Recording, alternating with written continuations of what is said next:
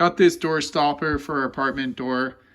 We got this because we get like a huge wind tunnel that comes in and it pushes under our door. We had like a pretty big gap underneath our door to the floor.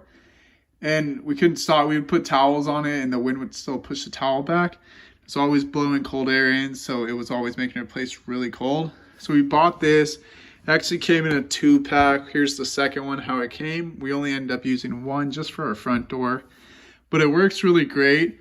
We have like a 3-foot long door, and it was a little longer, so we just had to cut it to size, but that was really easy to do.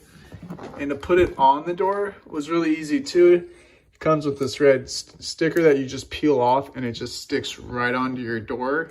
I do recommend, because when you get it, it comes curled up. I do recommend getting it flat first by just laying it out, keeping it laid out for a while. Put something on it if you have to keep it flat. It'll make it a lot easier to put on your door. But overall, yeah, this thing has worked great.